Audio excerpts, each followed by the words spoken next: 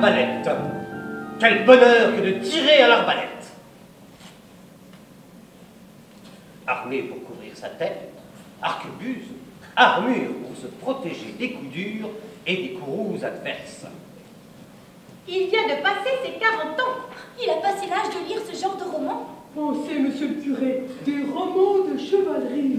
C'est vrai qu'il devrait lire des romans plus sages. L'Héliotrope Théâtre naît en 2005 à l'initiative de Sylvie Lyonnais. Le département des Vosges accueille l'implantation de cette nouvelle compagnie professionnelle sur son territoire.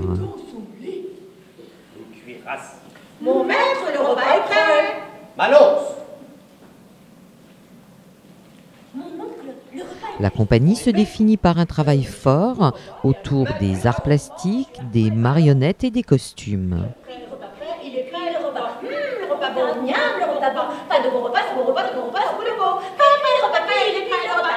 Le bon repas, miam, le repas bon. Pas de repas, c'est bon repas, de bon repas. Ma cuirasse! Sylvie Lyonnais nous explique comment est née cette idée de Don Quichotte, où le chevalier a la figure de papier, avec ses marionnettes en origami. C'est-à-dire qu'au départ, comme moi je suis plasticienne de formation, je fais très attention à la scénographie d'un spectacle et je me suis rendu compte que c'était très important d'avoir ce qu'on appelle une idée porteuse pour un spectacle qui soit le fil conducteur du spectacle. Donc j'avais envie de monter Don Quichotte, mais en même temps je cherchais la bonne idée, enfin celle qui me semblait la bonne idée pour monter le spectacle. Et il se trouve que lors d'un passage dans un festival sur les arts de la table, je jouais une lecture musicale avec Gillian Duda qui joue dans le Don Quichotte. Et j'ai rencontré son petit frère qui s'appelle Aurel Duda, qui est origamiste, qui pliait tout bêtement des petites serviettes en papier pour montrer, surtout aux dames, comment faire une jolie table. Et je me suis dit, en le voyant faire, il faisait des petits chaussons, il faisait des fleurs, etc.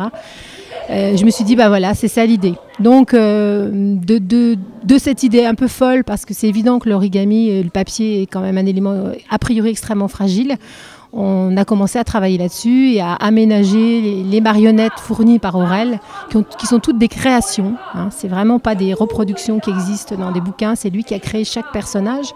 Donc il y a tout un travail d'aménagement pour les faire vivre et pour pouvoir les manipuler et les conserver. Le pouvoir de coupeur de jambon, de faiseur de boudin et de cornichons, au nom de la bourricade de cochons, du pain d'empoignons et des pâtissons, par les galettes des bois de latin et la bonne crème des tartes à tatin, je te nomme chevalier.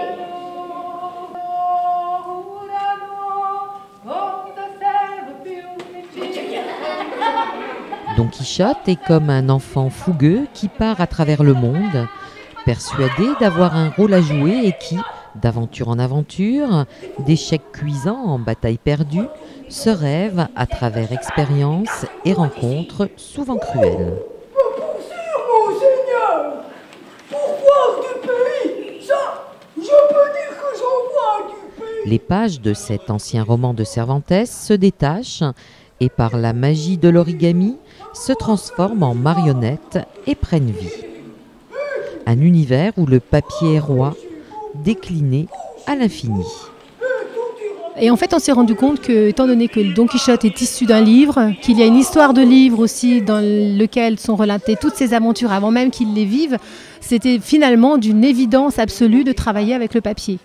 Et on a essayé d'aller un peu loin dans ce travail, puisqu'il y a du papier froissé, du papier déchiré, et puis évidemment le grand art du papier, l'origami, qui est le papier plié, quoi.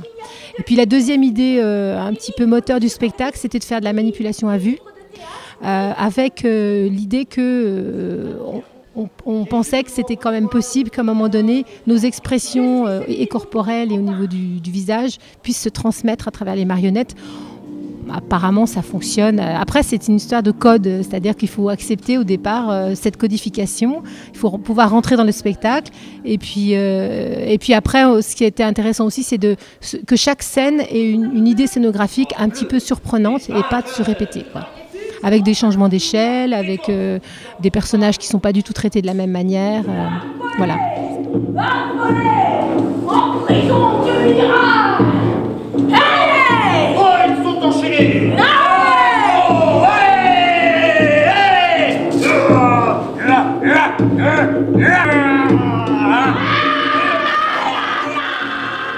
Une heure de spectacle qui nous a entraînés sur les traces de nos souvenirs littéraires et qui a ravi petits et grands.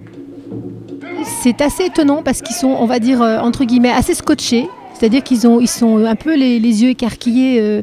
C'est pas un spectacle qui appelle l'interactivité. Bon, de temps en temps, ils rigolent ou ils s'extasient un peu, ils se manifestent un peu par rapport à certains moments. Mais la plupart du temps, ils sont assez scotchés, on va dire. Ils sont un peu fascinés. Et puis, il y a aussi une dimension musicale qui est assez importante dans le spectacle, qui fait que ça emmène bien. Ça marche très bien avec les enfants et ça marche aussi très bien en tout public. Parce que les adultes, apparemment, s'y retrouvent beaucoup. Et apprécie beaucoup tout le travail aussi de papier, de manipulation. Voilà. Et le texte aussi d'ailleurs, le texte fonctionne aussi bien.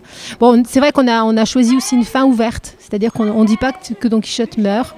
On fait une sorte de photo de famille, de présentation, où on met en place un peu tous les personnages principaux du spectacle. Et ça nous fait une sorte de photo et c'est un petit peu une façon de permettre au spectateur de faire la suite dans sa tête et de ne pas être bloqué. C'est une façon de laisser ouverte la porte, quoi. Et de ne pas porter non plus de jugement sur ce qu'était Don Quichotte. Parce que Don Quichotte, des fois, on dit clairement qu'il est fou, on dit clairement qu'il est manipulateur, on dit clairement qu'il est trop vieux. Et nous, on a essayé de faire un personnage qui ne soit pas forcément très, très diagnostiqué sur le plan psychologique.